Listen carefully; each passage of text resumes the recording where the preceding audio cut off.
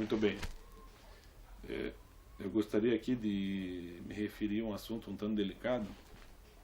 Não cabe a mim julgar as motivações, né, das pessoas que cometem suicídio. Então, eu pauto minha tentativa de análise, minha tentativa de compreensão pelo Viktor Frankl, né? Então, o Viktor Frankl diz que sobre a questão do suicídio, né, em que ele avalia as condições interiores e exteriores da vida da pessoa, né? Muitas vezes as condições exteriores estão todas conspirando para o bem, mas as condições interiores não ajudam em nada. Se a gente for pegar aqui no caso desses dois popstars que eu vou citar aqui, que é o Kurt Cobain e o Pearl Lynn. O Kurt Cobain foi o líder da banda Nirvana. O Pearl Lynn foi o líder de uma banda black metal. Não é muito conhecida no meio pop, mas é uma banda muito famosa no meio do heavy metal. Os dois foram líderes de ambas as bandas e os dois cometeram suicídio, né?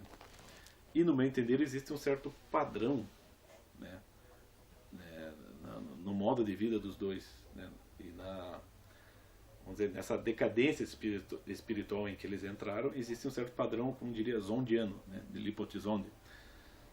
Então, os dois, vamos dizer assim, eles nasceram, são da mesma geração, nasceram em anos muito próximos e se suicidaram também em anos muito próximos, né? Então, da mesma geração, mais ou menos com os mesmos tipos de problemas interiores, problemas psíquicos, né? Depressões crônicas, né? Kurt Cobain americano, o Dead europeu. Aparentemente, na aparência, no visual, eles eram muito parecidos, ambos se envolveram com o mesmo tipo de cultura, né? E ambos deram cabo de suas vidas mais ou menos na mesma época. Mas a questão é a seguinte: não se trata aqui exatamente das condições de vida, porque, como o próprio Viktor Frankl deixa claro, às vezes a pessoa está numa vida abastada, ela é bem sucedida profissionalmente, economicamente, e tudo ao redor dela está muito bem estabelecido, né? Mas, vamos dizer assim, o espírito, a alma continua atormentada, né? Nada preenche a vida, vamos dizer, ela não encontra aquilo que de fato preenche a vida dela, né? Aquilo que de fato dá um curso, dá um sentido para a vida dela, né? Que a faz lutar por alguma coisa, né? Se a gente pegar, para quem, né, se interessa, né, por rock and roll e fosse avaliar a vida desses dois popstars aqui a que eu estou me referindo, vai perceber que os dois ficaram muito tempo na ociosidade e que as condições exteriores não foram muito ruins para eles, né? São dois sujeitos cujas condições interiores de vida foram muito negativas, né? O Kurt Cobain ficou muito tempo na ociosidade e, portanto, tinha que sair alguma coisa, né? Surgiu o Nirvana, né? Ele passou um bom tempo da vida dele vadiando, né? Ora na casa de amigos, ora na casa das namoradas, e nesse meio tempo acabou que ele aprendeu alguma coisa, aprendeu a fazer música, né? Não apenas a tocar guitarra, né? E o Dead, né, vamos dizer, o Dead é o Pearl Lynn, o apelido era Dead, ele, né, se cunhou Dead porque ele já tinha uma certa obsessão pela morte. Ele havia passado durante a infância por duas experiências de quase morte, e aquilo de certa forma deixou ele obcecado, né, obsessivo.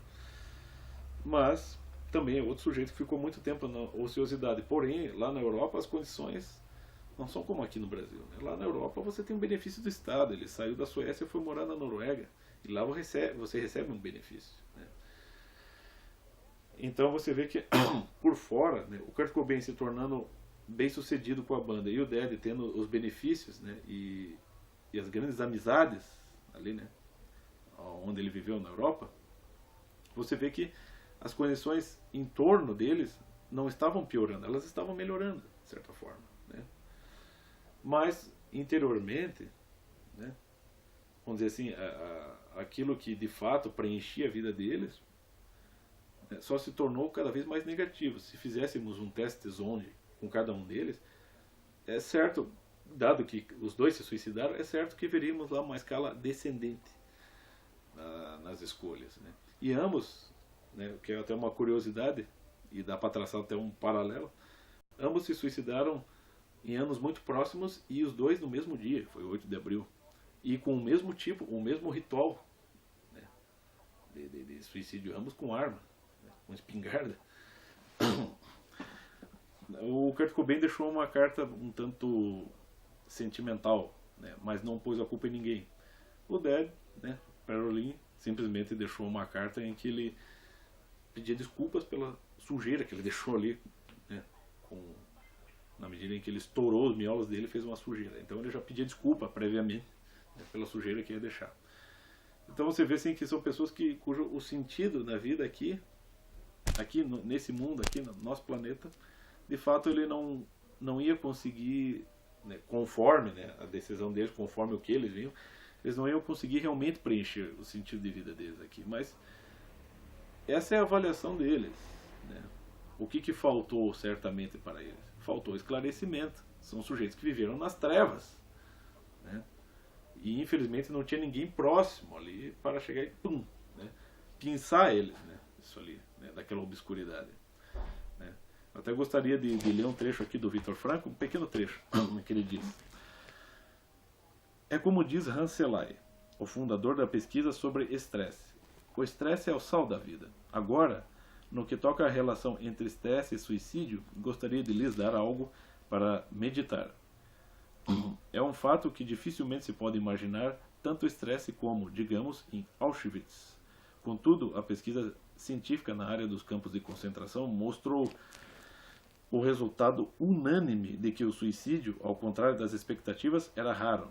Em relação às condições e às circunstâncias lá reinantes, foram poucos os que correram para a cerca, isto é, para a cerca de arame farpada de alta tensão elétrica do campo. Considerando as condições desumanas da vida, consta num trabalho de Tyson, Keller e Tiggensen, o suicídio era inexplicavelmente raro.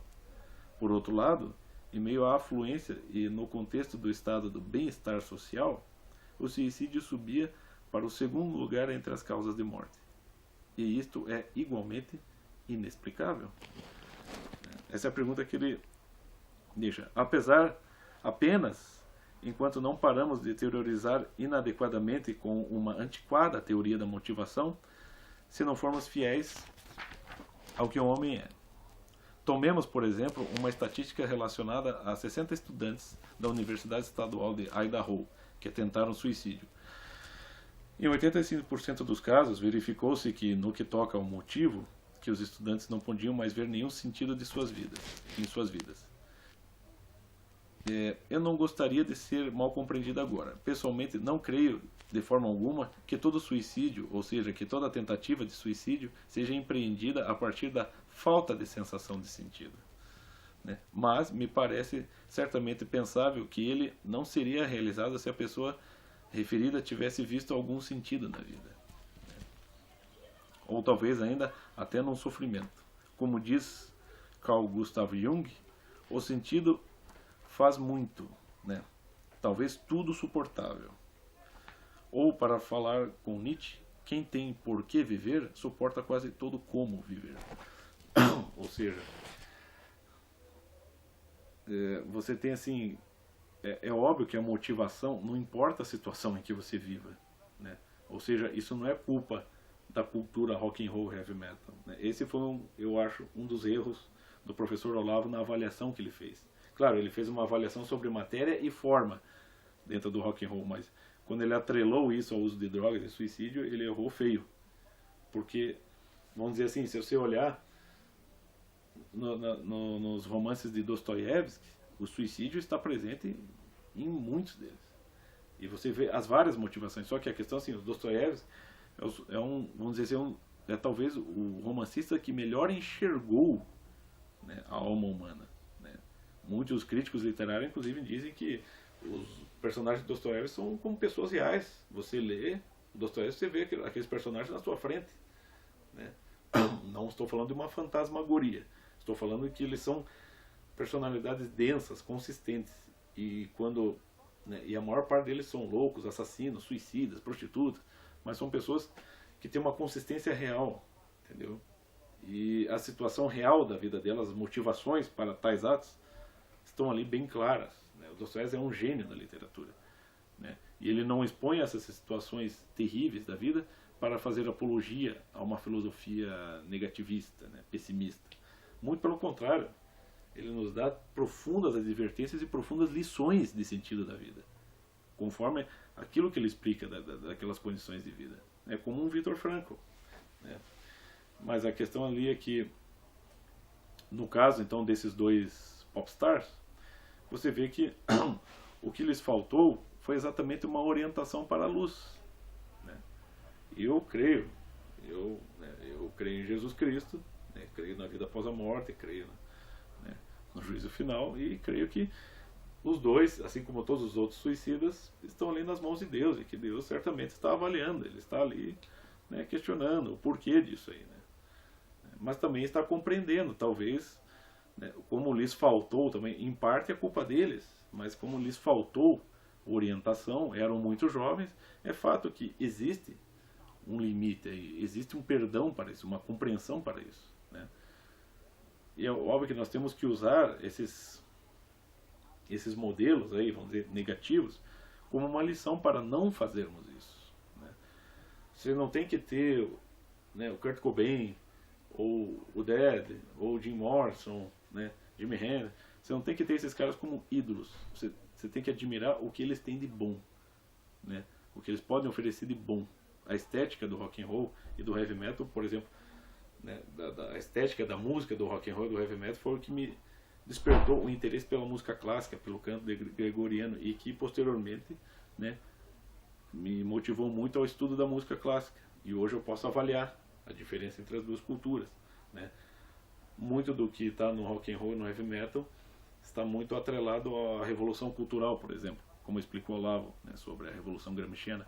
Então, dado que eu tenho bastante informação sobre isso, eu passei a usar, né, toda essa informação que eu tenho sobre a história do rock and roll e do heavy metal como um instrumento de compreensão também das intenções dentro da revolução cultural, né? Então tudo vai ter um sentido, de tudo você puxa, né, um proveito para a sua inteligência, para a sua compreensão da realidade, né? O que eu não gosto é dos Olavetes desprezando isso aí e simplesmente papagaiando o mestre. Não é, o Olavo está oferecendo coisas importantes, né? E você tem que compreender o que ele está fazendo, só que você tem que fazer o seu caminho, né? E você tem que aprender a lidar com as coisas do mundo, né? Por exemplo, o Roger Scruton, que é um grande filósofo da atualidade, ele faz avaliações maravilhosas sobre rock and roll, heavy metal, às vezes positivas, às vezes negativas, apontando, né, os problemas daquilo e apontando também as virtudes que há nisso, né?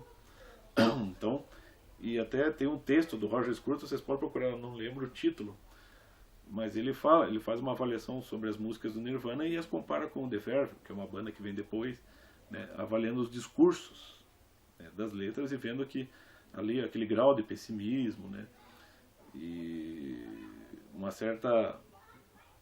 um sinal, uma tradução, né, desse mal espiritual, né, desse mal-estar espiritual que vivemos, né, hoje. Então, de certa forma, por mais negativo que seja, a gente pode tirar algum proveito para a avaliação da situação, entende?